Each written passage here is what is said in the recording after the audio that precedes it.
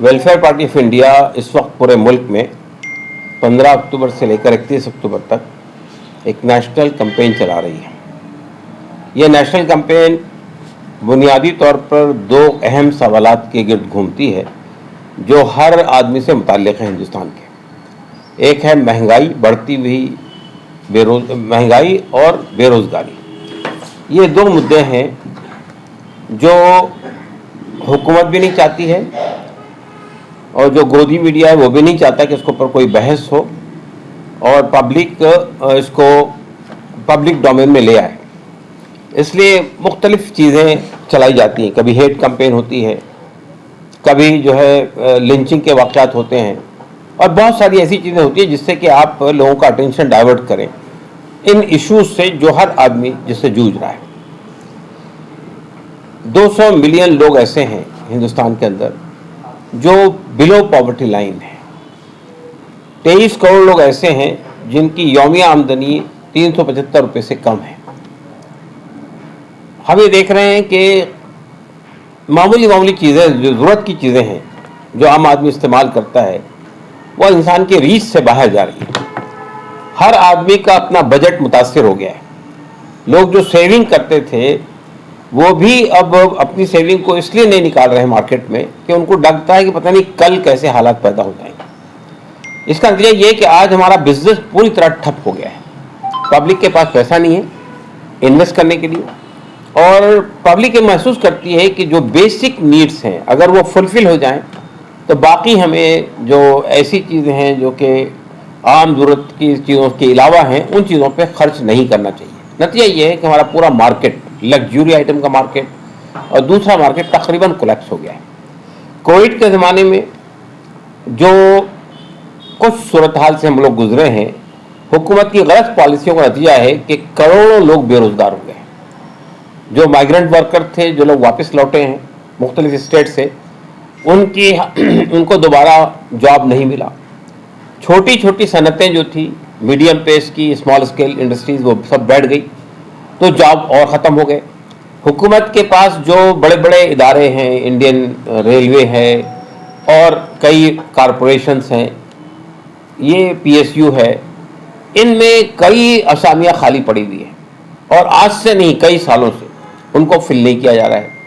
Exam और conduct कर दिए गए तो उनके रिजल्ट आउट नहीं किए गए। अगर रिजल्ट आउट हो गए तो जॉब नहीं दिया गया। अनएम्प्लॉयमेंट का स्टैफिंग मिलना चाहिए। दुनिया के हर देश में ये होता है। जो वेलफेयर स्टेट है, आप UK में चले जाइए, अमेरिका में चले जाइए, अगर जॉब नहीं मिल रहा है, अगर एक आदमी डिग्री होल्डर होने के बावजूद भी उसको जॉब नहीं मिलता है तो सरकार अपने ट्रेजरी से, अपने खजाने से उनको स्टाइपेंड देती है। चौथी बात हम ये कह रहे हैं कि ये जो हमने हमारा जो राइट टू लाइफ वाला जो फंडामेंटल राइट है कॉन्स्टिट्यूशन के अंदर, ये उस वक्त तक के फुलफिल नहीं होता है जब राइट टू लाइफ के लिए जो एसेंशियलिटीज़ हैं वो फुलफिल नहीं होती है। मिसाल के तौर पे आप जानते हैं कि 2009 में हमने इसमें अमेंडमेंट करके राइट टू एजुकेशन को इसका पार्ट बनाया।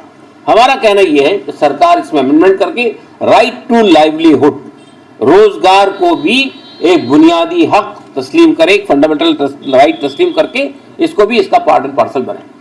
पांचवी बात हम ये कह रहे हैं कि सरकार के जो फ्लैगशिप स्कीम्स हैं, उज्ज्वला योजना है, प्रधानमंत्री उज्ज्वला योजना है, कि आप ये कह रहे हैं हमने 8 करोड़ लोगों को सिलेंडर दे दिए फ्री में, लेकिन ये बात हकीकत नहीं है। हम इसका जायजा ले रहे हैं। हम लोग BPL लेवल के नीचे जा रहे हैं, झुग्गी झोपड़ी में जा रहे हैं, हर जगह जा रहे हैं, ये जानने की कोशिश कर रहे हैं कितने लोगों को वाकई सिलेंडर मिल गया। लेकिन सिलेंडर मिलना एक बार फ्री में ये काफ़ी नहीं है, इसलिए कि उसको रीफिल कराना है अगले महीने जाकर। वो पैसा कहाँ है? 1000 रुपये जेब में नहीं है कि रीफिल करा सके। तो जिनको सिलेंडर मिला वो सिलेंडर भी रखा हुआ है शोकेस के अंदर, इस्तेमाल नहीं हो रहा है। तो हमारा कहना ये है कि जिन लोगों को आपने सिलेंडर दिया उनको कंसेशनल रेट में, सब्सिडाइज रेट के अंदर गैस रीफिल करने की फैसिलिटीज फराहम होनी चाहिए। फिर हम ये कह रहे हैं कि सरकार ने ये कहा हमने प्रधानमंत्री अन्न योजना, यानी जो गरीब लोग हैं खाने पीने के लिए उनको फ्री अनाज देने की बात कहती है, लेकिन ये भी वाकई लोगों तक पहुँचा है या नहीं, हम इसका जायजा ले रहे हैं। तो ये चंद बातें हैं जो इस मुहिम के जरिए हम कर रहे हैं। चंद बातें हमारी जो है वो स्टेट गवर्नमेंट से। हमारा मानना ये कि ये जो TRS की सरकार है ये बहुत सारे वादे करके सरकार में आई थी, जिसमें माइनॉरिटीज से भी बहुत सारे वादे हुए थे, दलितों से भी हुए थे, आदिवासियों से भी हुए थे, غریب لوگوں سے بھی ہوئے تھے، لیکن اس سرکار نے سب کو مایوس کیا ہے۔ ہمارا ماننا یہ ہے کہ آپ نے یہ وعدہ کیا تھا کہ ہم 12% جاب ریزرویشن دیں گے مائنورٹیز کو، 4% پہ معاملہ رک گیا ہے۔ آپ یہ کہتے ہیں کہ سرکار کو، سینٹرل گورنمنٹ کو کے دامن میں ہمیں رکھ دیا، وہ فیصلہ کرے۔ سرکار نہیں فیصلہ کرے گی، فیصلہ تو آپ کو کرنا ہے۔ یہ کہنا ہے کہ 50% کی سیلنگ لگی ہوئی ہے، 50% سیلنگ ایک ریکمنڈیشن ہے۔ آپ جائیے تمل ناڈو میں 69% سے ابو ہو گیا ریزرویشن۔ تو reservation is based on basically پچھڑا پن جو ہے، جو 10% دولت جو ہے باقی 99% لوگوں میں سرکولیٹ ہوتی ہے۔ ہم کو یہ خوشی ہوتی ہے کہ ہمارے ملک کے جو پونجی پتی لوگ ہیں، اڈانی صاحب جو ہے وہ دنیا کے 100 امیر ترین لوگوں میں نمبر 1 پر آ گئے ہیں۔ یہ خوشی کی بات نہیں ہے۔ جو پردھان منتری یہ خواب دکھا رہے تھے لوگوں کو، ہم 5 ٹریلین کی اکنامی بن جائیں گے دسمبر 22 تک کے، جو یہ خواب دکھا رہے تھے کہ ہم 2 کروڑ جاب دے دیں گے ہر سال، جو یہ خواب دکھا رہے ہیں کہ ہم بھارت وشو گرو بننے جا رہا ہے، ان کو اپنی زمینی حقیقت کا سامنا کرنا چاہیے۔ تو یہ صورتحال کے اندر ویلفیئر پارٹی آف انڈیا نے چند بہت ہی اہم سوالات ریز کیے۔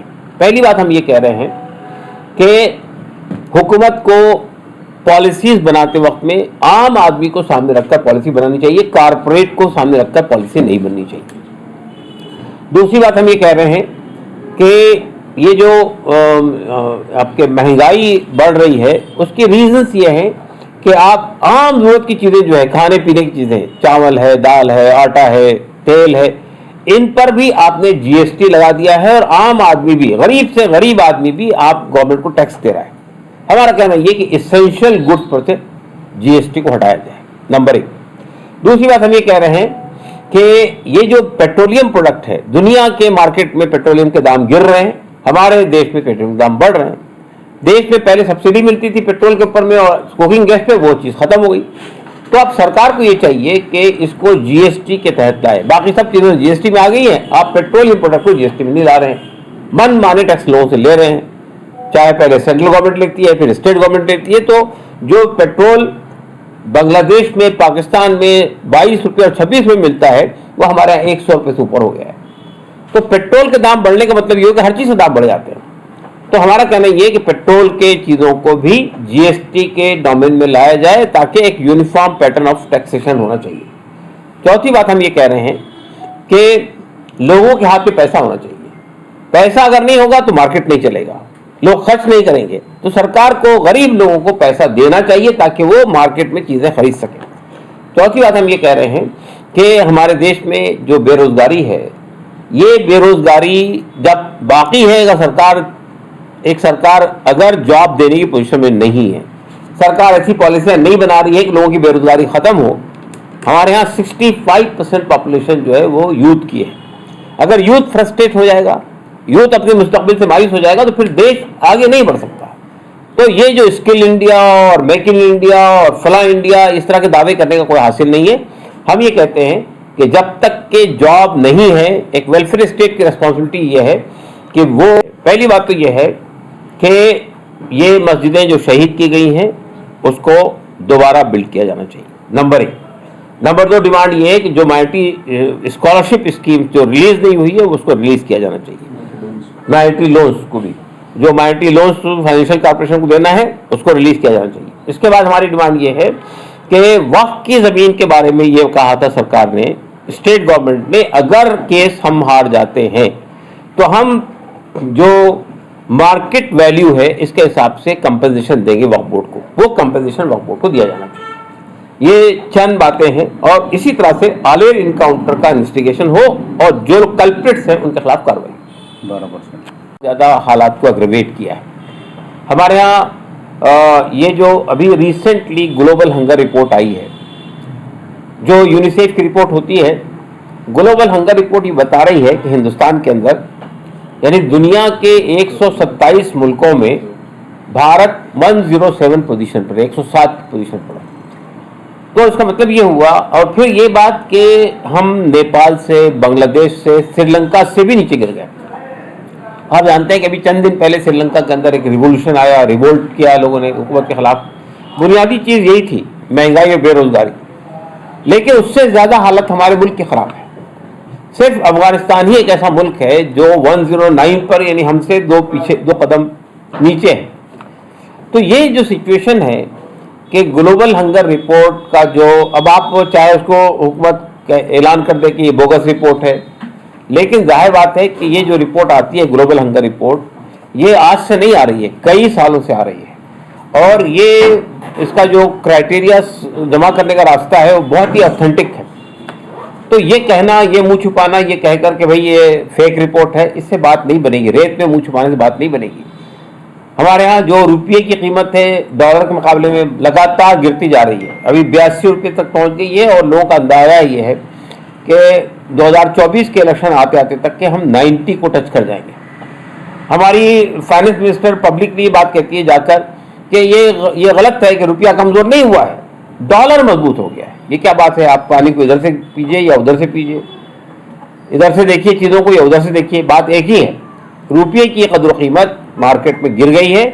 नतीजा ये है कि हम आज इंपोर्ट करने की पोजीशन में नहीं रहे हैं। हम लोग जो है कुकिंग ऑयल, पेट्रोलियम प्रोडक्ट्स और बहुत सारी ज़रूरियात की चीज़ें हम बाहर से इंपोर्ट करते थे, वो चीज़ें इंपोर्ट नहीं कर पा रहे हैं। एक्सपोर्ट यानी जब हम एक्सपोर्ट नहीं कर पा रहे हैं तो हमको फॉरेन एक्सचेंज नहीं आ रहा है, फॉरेन एक्सचेंज नहीं आ रहा है तो हम इंपोर्ट नहीं कर पा रहे। तो सब चीज़ें एक दूसरे से कनेक्टेड है। तो ये इन सब चीज़ों के सिलसिले में हम लोग नेशनल कैंपेन चला रहे हैं। उसमें 3 बातों हमने खास तौर से तवज्जो दी है। एक तो ये कि पब्लिक के अंदर अवेयरनेस पैदा होनी चाहिए, उनको मालूम होना चाहिए कि उनके क्या बुनियादी सवालात हैं जिसको पब्लिक ओपिनियन बनाने के लिए उनको इस्तेमाल करना चाहिए। ये बात सही नहीं है कि हमारे पास रिसोर्सेज नहीं है। हुकूमत ये कहती है कि हमारे पास रिसोर्सेज नहीं है, ये बात सही नहीं है। हमारे यहाँ जो इकोनॉमिक पॉलिसीज़ हैं वो इतनी गैर मुनसिफाना है, अनजस्टिफाइड है कि आप हमारे मुल्क की दौलत का 1% जो तबका हिंदुस्तान का 1% लोग जो है, स्कीम है, सेंट्रल गवर्नमेंट की भी स्कीम है, स्टेट गवर्नमेंट की स्कीम है, लेकिन वो स्कीम आज 10 ठंडे बस्ते में पड़ी हुई है। फाइनेंशियल कॉर्पोरेशन ने 6 साल में कोई लोन नहीं दिया है और अभी रिसेंटली उसके लिए चेयरमैन अपॉइंट किया है। जब सरकार का वक्त खत्म होने लगा तो आप अपॉइंट करते हैं।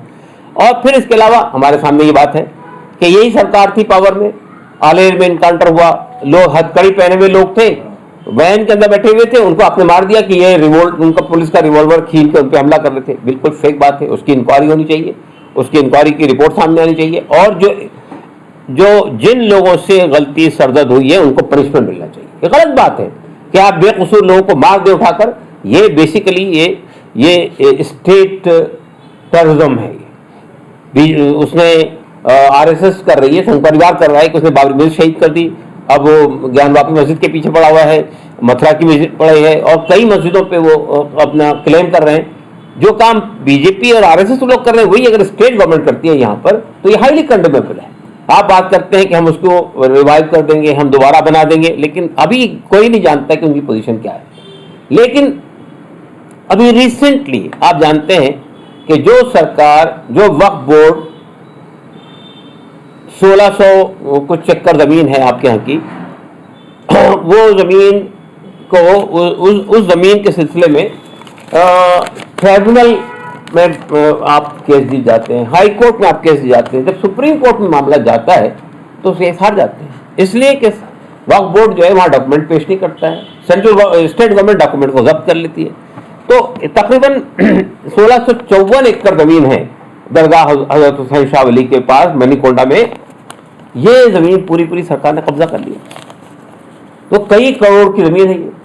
तो ये जो सिचुएशन है, ये सिचुएशन के बाद भी अगर सरकार ये कहती है कि माइनॉरिटी का वोट हमको मिलना चाहिए, तो क्यों मिलना चाहिए? What is the justification?